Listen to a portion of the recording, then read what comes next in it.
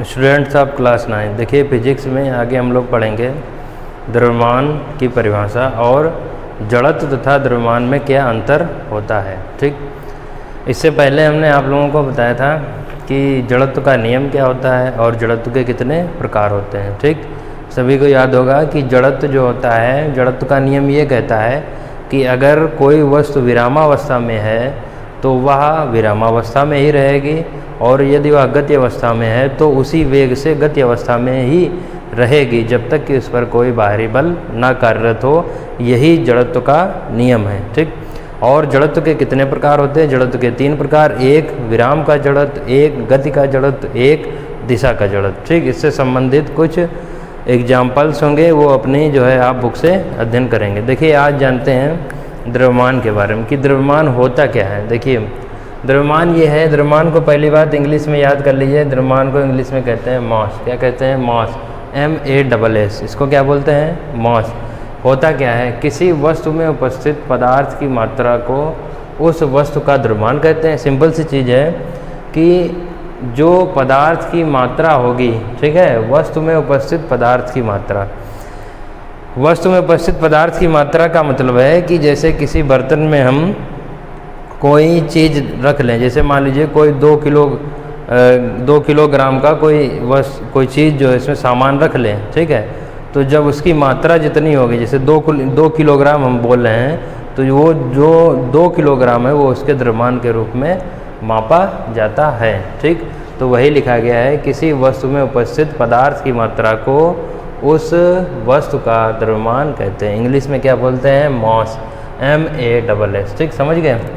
हमने लिखा है कि इसे ग्राम या किलोग्राम में मापा जाता है। ठीक है, ग्राम जो होती है वो किलोग्राम से छोटी राशि होती है। ठीक है, और किलोग्राम जो होती है वो इसमें बड़ी राशि होती है। ठीक, किलोग्राम द्रव्यमान का SI या MKS मात्रक होता है, याद कर लीजिए। द्रव्यमान किसी वस्तु की जड़त्व का माप होता है। ये हम पहले भी बता चुके हैं कि जो जड़त्व होता है वो द्रव्यमान के आधार पर मापित किया जाता है। ठीक, अतः द्रव्यमान किसी वस्तु की जड़त्व का क्या होता है? माप होता है। समझ रहे हैं सभी लोग? अगला देखते हैं जड़त्व और द्रव्यमान में क्या अंतर होता है। देखिए जड़त्व को इंग्लिश में हमने बताया था इनर्शिया। ठीक, INERTIA, और द्रव्यमान को मास कहते हैं। ठीक, सबसे पहले जड़त्व क्या होता है? जड़त्व जो है किसी वस्तु या पदार्थ जो भी बोले उसका गुण या प्रवृत्ति होती है। ठीक, जड़त्व क्या होगा? जड़त्व किसी वस्तु का गुण या प्रवृत्ति होती है। ठीक, समझ गए? द्रव्यमान क्या होता है? द्रव्यमान में हमने बताया था किसी वस्तु में उपस्थित पदार्थ की मात्रा। ये जड़त्व क्या होता है? जड़त्व प्रवृत्ति होती है, और द्रव्यमान क्या होता है? उसकी मात्रा, पदार्थ की मात्रा जो उपस्थित होगा, हमने अभी बताया। फिर किसी वस्तु के जड़त्व को उसके द्रव्यमान से मापा जाता है। फिर वही बात आ गई, हम अंतर की बात कर रहे हैं तो यही अंतर लिखेंगे। ठीक, 2 ही अंतर इसीलिए लिखे हैं। तो जड़त्व क्या होता है? उसके द्रव्यमान से मापा जाता है। दूसरी चीज़, द्रव्यमान स्वयं से ही मापा जाने वाला राशि है।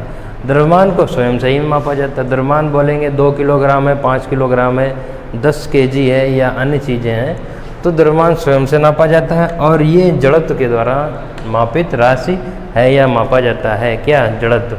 तो इतना सभी लोग अपनी फेयर कॉपी पर लिखेंगे। इसके बाद हम लोग देखेंगे क्या, गति का पहला नियम हो गया, उससे संबंधित परिभाषाएं। अब आगे हम लोग देखेंगे गति से संबंधित दूसरा नियम जो कि न्यूटन ने बताए हैं।